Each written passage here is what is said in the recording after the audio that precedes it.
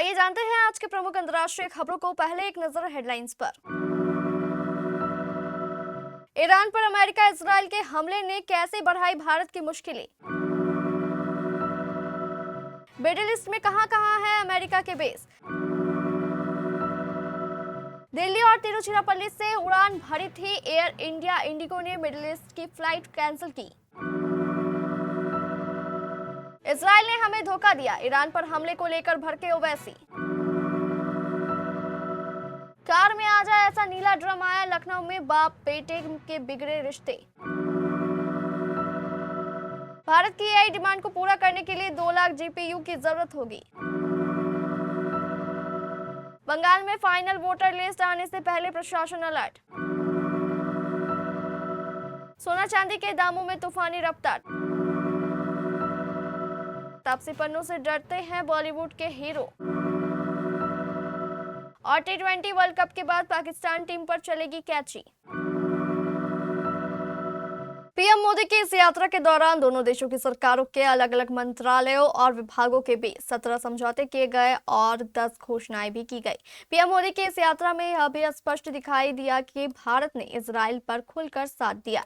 Israel के संसद कैनेसेट में भाषण देते हुए मोदी ने कहा, भारत इजराइल के साथ है, मजबूती से, पूरे विश्वास के साथ, इस समय भी और आगे भी। मिडिल ईस्ट में मौजूद अमेरिकी बेस पर ईरान मिसाइलों से हमला कर रहा है। कुछ दिन पहले चीन की सैटेलाइट्स ने इन बेसों की सैटेलाइट तस्वीरें जारी की थी।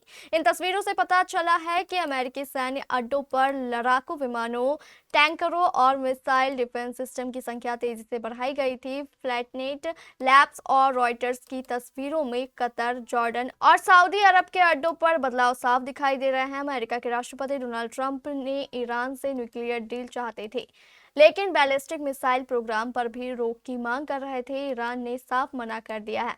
इसके बाद जंग शुरू हो गई है। बहरीन में अमेरिकी नेवल बेस को निशाना बनाया गया है। पिछले साल अमेरिका ने ईरान के न्यूक्लियर साइट्स पर हमले किए थे। ईरान पर इजराइल और अमेरिका के स्ट्राइक के बीच इजराइल एयर स्पेस बंद कर दिया गया है। इस वजह से एयर इंडिया ने शनिवार को अपनी दिल्ली तेल अवीव फ्लाइट मुंबई डाइवर्ट कर दी है। वहीं तिरुचिरापल्ली दुबई फ्लाइट वापस आ रही है। एयर इंडिया और इंडिगो ने हमले के बाद मिडिल ईस्ट अपने फ्लाइट ऑपरेशंस को भी रोक दिया है। एआईएमआईएम चीफ असदुद्दीन ओवैसी ने इजरायल द्वारा ईरान के खिलाफ प्रिवेंटिव मिसाइल हमला करने पर तेलंगाना की राजधानी हैदराबाद में प्रेस कॉन्फ्रेंस की। उन्होंने कहा कि अगर प्रधानमंत्री का एयरक्राफ्ट हवा में होता और ऐसा हमला होता तो कौन जिम्मेदार होता।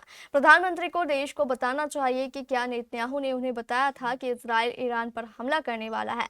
अगर उन्होंने ऐसा किया था तो प्रधानमंत्री को तुरंत अपना दौरा खत्म करके देश लौट जाना चाहिए था। अगर इजरायल ने हमें यह नहीं बताया कि वह अमेरिका के साथ मिलकर ईरान पर हमला कर रहा है तो यह इजरायल ने हमें धोखा दिया है। लखनऊ में जानी मानी पैथोलॉजी के मालिक की हत्या मामले में चौंकाने वाला खुलासा हुआ है। वर्धमान पैथोलॉजी के मालिक मानवेंद्र सिंह की हत्या करने के बाद बेटे अक्षत प्रताप सिंह उर्फ राजा ने लाश ठिकाने लगाने के लिए यूट्यूब पर कई वीडियो देखे, ऑनलाइन चाकू और आरी मंगाई, फिर शव के टुकड़े किए, हाथ पैर काट कर फेंकने के बाद धड़ को ठिकाने लगाने के लिए ब्रेजा कार में रखने लायक साइज का नीला ड्रम खरीद कर लाया। आर्मी पैटर्न की मोटी पॉलीथीन और 20 लीटर तारपीन का तेल खरीदा। जब लगा कि वह धड़ को ठिकाने नहीं लगा पाएगा तो उसने पारिवारिक वकील को कॉल कर मिलने की कोशिश की। भारत समिट 2026 का दूसरा दिन आज था। राइजिंग भारत में देश और दुनिया की कई बड़ी हस्तियां एक मंच पर भारत के भविष्य की दिशा तय करने पर चर्चा कर रहे थे। इस ट्रेंड विद इन थीम पर आधारित यह समिट भारत की बढ़ती वैश्विक भूमिका, आर्थिक मजबूती और तकनीकी क्षमता को दुनिया के सामने प्रस्तुत करने का बड़ा मंच बन चुका है। सरकार, उद्योग, टेक्नोलॉजी, खेल, अर्थव्यवस्था और मनोरंजन जगत के दिग्गज इसमें शामिल होकर नए भारत के विजन पर विचार साझा कर रहे हैं।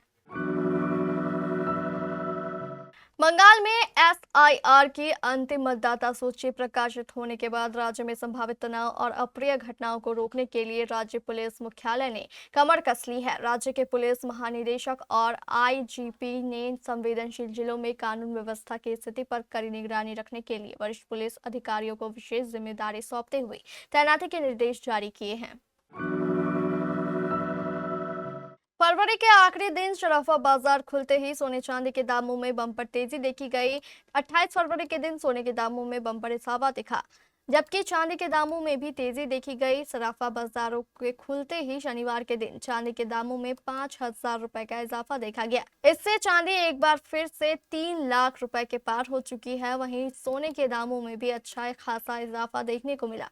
पिछले 2 दिनों से सोना दामों में लगातार गिरावट दिख रही थी, लेकिन शनिवार के दिन मार्केट खुलते ही सोना आज के दिन महंगा हो गया।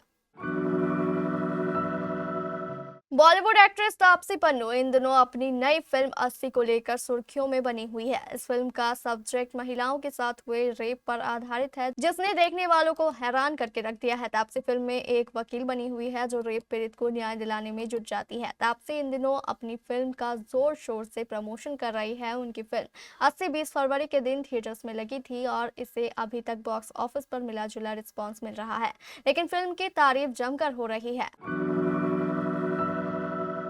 टी20 वर्ल्ड कप 2026 में पाकिस्तान का प्रदर्शन उतना अच्छा नहीं रहा है। इसका खामियाजा टीम के कप्तान सलमान आगा को वर्ल्ड कप के बाद उठाना पड़ सकता है।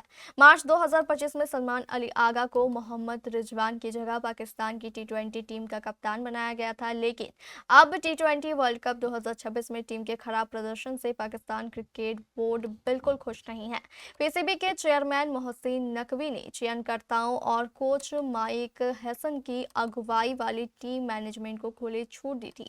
उनसे पक्के नतीजों का भरोसा मिला था, लेकिन हालात अब उल्टे नजर आ रहे हैं। पाकिस्तान सुपर 8 से बाहर होने की कगार पर है। अगर टीम श्रीलंका को हरा भी देती है, तब भी सेमीफाइनल में पहुंचना तय नहीं है।